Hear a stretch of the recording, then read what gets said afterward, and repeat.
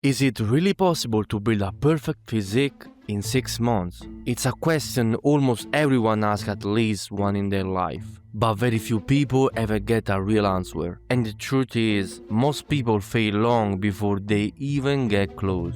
They train randomly, follow whatever workout they saw on TikTok, eat without a real plan, and expect their body to magically change. 6 months later, nothing.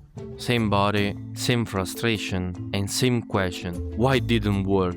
But building a great physique is not about luck, genetics, or motivation. It's about having a system. In this video, I'll show you step by step how to create a workflow that lasts over time, the right mindset, the bulk or lean bulk and calf phases, the weekly split, and how to structure your training to get the most out of 6 months. Let's begin. If you truly want to build a perfect physique in 6 months, everything starts here. Not with training, not with the program, not with diet. It starts with how you approach the journey. The first mistake almost everyone makes is walking to the gym thinking in terms of days. Today I train hard. This week I push. People will get results instead thinking months. You don't go to the gym to give it all. You go to the gym to build something that lasts over time.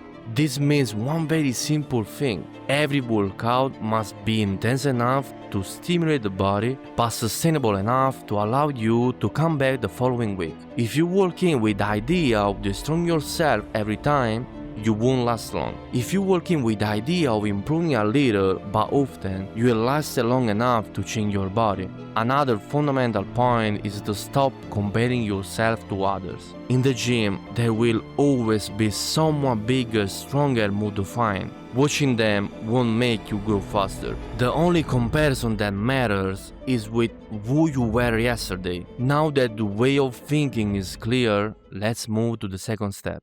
Because the truth is this: even the most motivated person in the world without a workflow sooner or later get lost. The workflow removes chaos. It tells you what to do, when to do it, and for how long, without having to think about it every time. The first rule of a workflow is repetition. Same training day every week, same split, same general structure. Not because it's boring, but because repetition is exactly what allows the body to adapt. If you constantly change stimuli, the body never understands what it needs to improve. These 6 months shouldn't be lived as a single block, but as a series of cycles lasting 4 to 6 weeks. In each cycle, you follow the same structure, you try to improve slightly, you don't flip everything upside down at the first sign of fatigue. At the end of the cycle, you can review something, but without starting from scratch.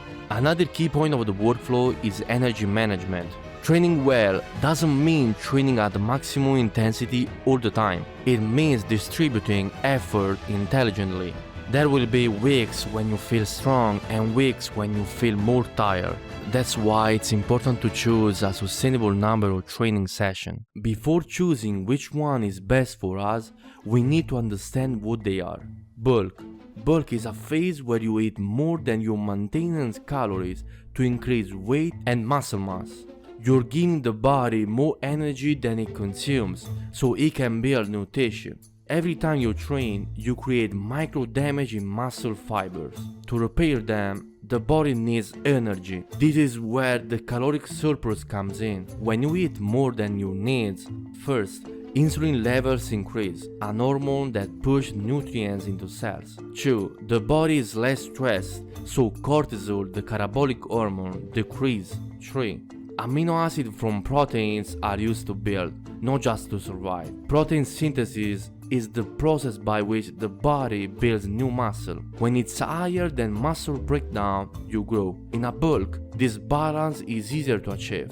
The reason bulk works so well is that the body doesn't have to choose between surviving and building. It can do both. Of course, if the surplus is too high, part of the excess energy is stored as fat. So, if fat is gained, why do it? Very often, people who bulk are very lean. In this case, your body is in saving mode. Adding some fat is not a mistake, it's a strategy. Fat is an energy reserve. It gives the body metabolic security. Lean bulk. If you already have a decent body composition, you move to lean bulk. Lean bulk comes from a simple idea: grow as much as possible while minimizing fat gain. In practice, it's still a caloric surplus, but much more controlled compared to a classic bulk.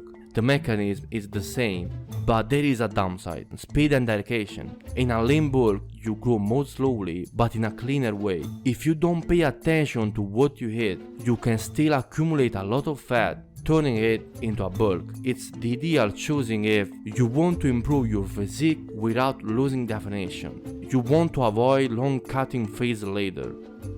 Cut.